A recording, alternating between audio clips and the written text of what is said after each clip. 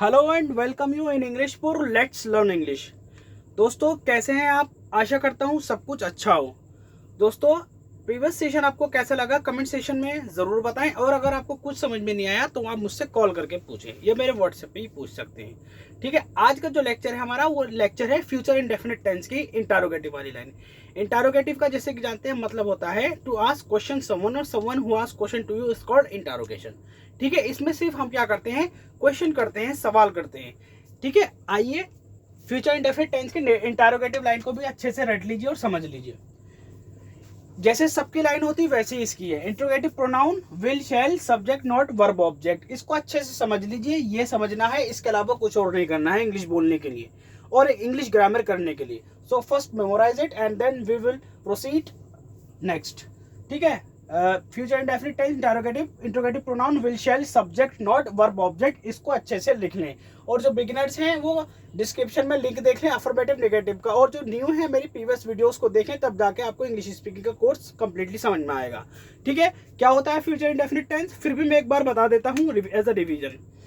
जिस भी वाक्य के अंत में चुका गा, गी, गे इत्यादि आता है उसे हम फ्यूचर इंडेफिनिट टेंस कहते हैं। मतलब जो कोई भी बातचीत भविष्य के लिए की जाएगी उसको हम फ्यूचर इंडेफिनिट टेंस के द्वारा करेंगे। ठीक है, आइए फर्स्ट सेंटेंस बनाते हैं आज का, दैट इज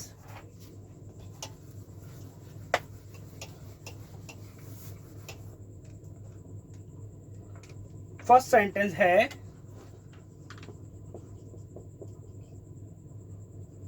क्या तुम चिड़ियाघर जाओगे? क्या तुम चिड़ियाघर जाओगे? क्या तुम चिड़ियाघर जाओगे? क्वेश्चन पूछ रहे हैं आप किसी से, हिंदी में पूछ रहे हैं इस तरीके से कि क्या आप चिड़ियाघर जाएंगे? तो आप इसका इंग्लिश में उत्तर कैसे देंगे या आंसर कैसे देंगे, इस लाइन को आप पढ़ेंगे। ठीक है, क्या तुम चिड़ियाघर जाओगे?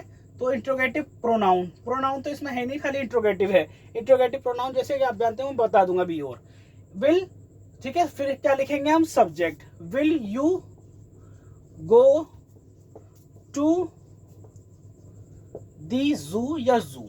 ठीक है, क्या तुम चिड़ियाघर जाओगे? Will you go to zoo. Next लिखिए आप, इसे रफ कर रहा हूं मैं, इसका स्क्रीनशॉट ले लेना आप, ये नोट कर लीजिए। क्या जॉन और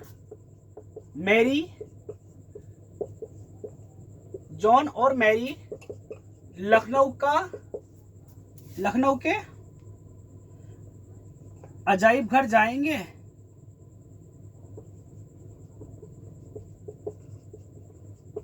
क्या मेरी और जॉन लखनऊ के अजाइब घर जाएंगे? ठीक है, अजाइब घर मत लिखिए, मुझे भी कंफ्यूजन है, यहाँ चर्च लिख दीजिए आप, चर्च लिख दीजिए, सीधा सीधा सिंपल। देखिए दोस्तों एक चीज और समझ लीजिए, आप जो है ना यहाँ गो टू भी लिख सकते हैं, लेकिन सबसे बेस्ट क्या है यहाँ पे, विजिट होता है। जब हम कोई जगह घूमने जाते हैं तो विजिट करते हैं, डेली हम जब घूमने जा रहे हैं तो विजिट करते हैं, यह भी बिल्कुल करेक्ट है।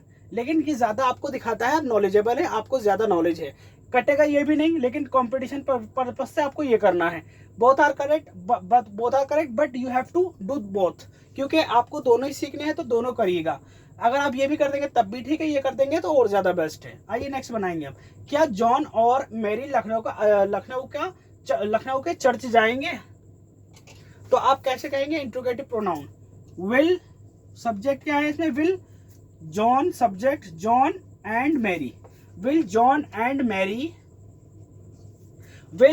मैरी विजिट, क्योंकि चर्च भी हम विजिट करेंगे, घूमने जा रहे हैं, तो will John and Mary visit the church of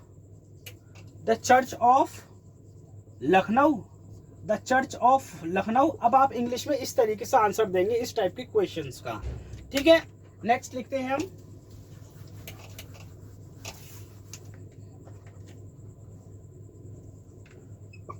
क्या माताजी आज रोटियां नहीं बनाएंगी, चावल बनाएंगी आज माताजी?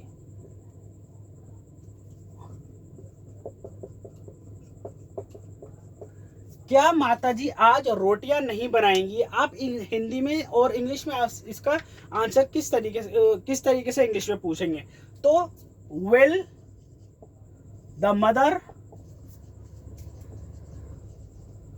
द मदर सब्जेक्ट के बाद मैंने आपको ब्रैकेट में नोट कराया है, तो यहाँ नोट लिख दीजिए सब्जेक्ट के बाद। Will the mother not bake the bread को इंग्लिश में कहते हैं रोटी। ठीक है, राइटिंग ज्यादा अच्छी कर लूंगा जरा थोड़ी, कभी आपको बुरा लगे। नेक्स्ट लिखिए आप।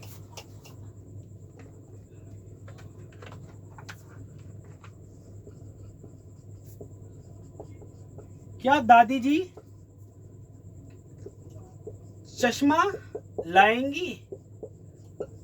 क्या दादी जी चश्मा लाएंगी? तो आप इंग्लिश में किस तरीके से पूछेंगे? क्या दादी जी चश्मा लाएंगी? तो इंग्लिश में आप पूछेंगे किस तरीके से? Interrogative pronoun. तो विल सब्जेक्ट क्या है हमारा? The grand mother. Will the grand mother लाने की इंग्लिश होती है bring brought. Will the grandmother bring the glass, या फिर स्पेक्टेकल्स भी लिख सकते हैं आप।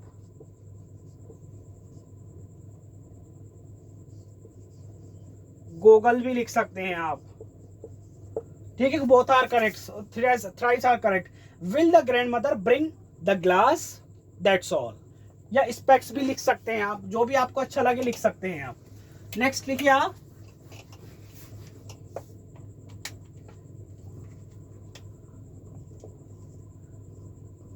क्या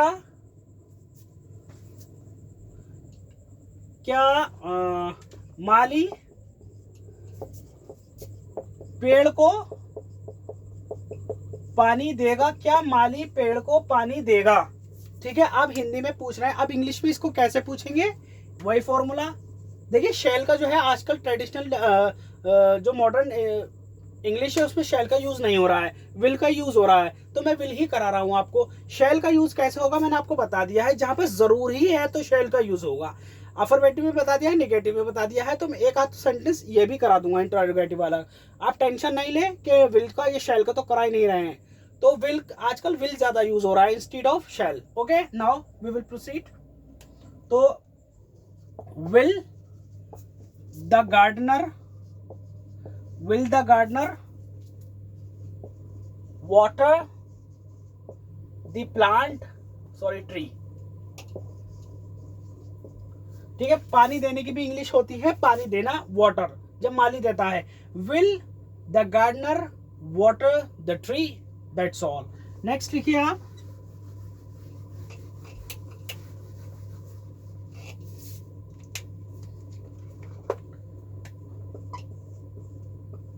क्या राहुल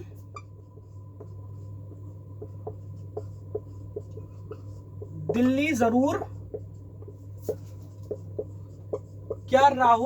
जरूर जाएगा? आप इंग्लिश में इसको कैसे पूछेंगे? तो शेल क्यों लिखा है मैंने? शेल यूं लिखा है क्योंकि यहां पे जरूर आ गया है, इसलिए शेल लिखा है। तो shall Rahul go to Delhi. ठीक है, क्या राहुल दिल्ली जरूर दिल्ली जाएगा? तो आप shall Rahul go to Delhi, तो आप इस तरीके से इंग्लिश में पूछेंगे। ये तो होगा टाइप 1। अब मैं आपको कराने जा रहा हूं टाइप 2, जिन्हें कहते हैं इंट्रोगेटिव प्रोनाउन। कब, क्यों, कहां, कैसे, how much, how many, what, where, etcetera, these are known as interrogative pronoun in English speaking course. Okay, और कैसे करेंगे? Now we will proceed type 2 sentences और टाइप 2 टॉक।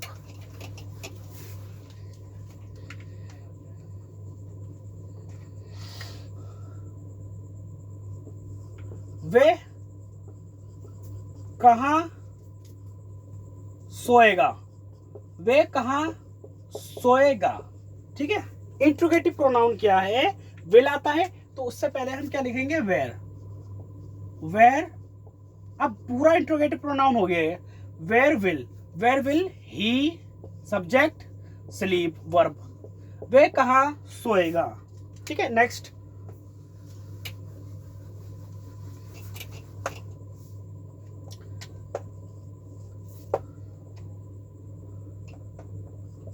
तुम इस वर्ष परीक्षा में कितने नंबर लिख लो, नंबर लाओगे। तुम इस वर्ष परीक्षा में कितने नंबर लाओगे। अब इंग्लिश में कैसे पूछेंगे आप, तो कितने, हाउ मच। इंट्रोगेटिव प्रोनाउन क्या है, हाउ मच। हाउ मच कितने नंबर लाओगे, हाउ मच नंबर। अब पूरा क्या है, हाउ मच नंबर है हमारा इंट्रोगेटिव प्रोनाउन, कितने number. How much number will you bring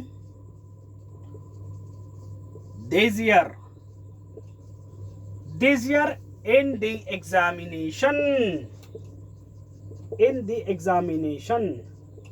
ठीक है, आई होप आप समझ रहे होंगे फ्यूचर इंडेफिनिट टेंस का मतलब और फ्यूचर इंडेफिनिट टेंस का how to use future indefinite tense.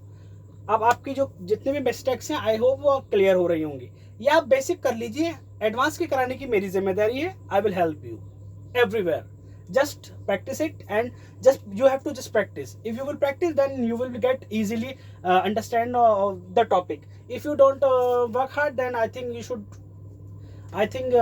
should work hard. If you don't, and you will not get the fruit of whatever you are doing. So just practice, and if you will practice, and you will get the fruit of it. Now next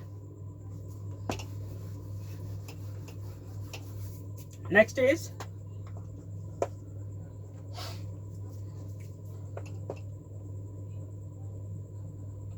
वे, लिख लीजिए, सरला लिख लीजिए, सरला कहा, सरला क्या खाएगी, लिख लीजिए। चलिए, दिमाग में सेंटेंस नहीं आ रहा है सब। सरला क्या खाएगी, तो सरला का जो माना होगा वो खाएगी, ऑब्वियस सी बात है। तो what will Sarla eat, what will Sarla eat. Next,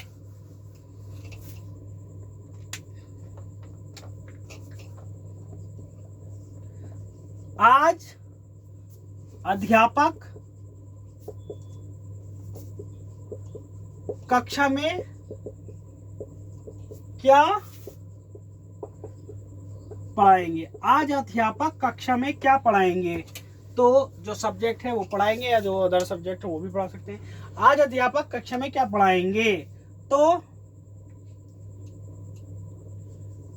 what will the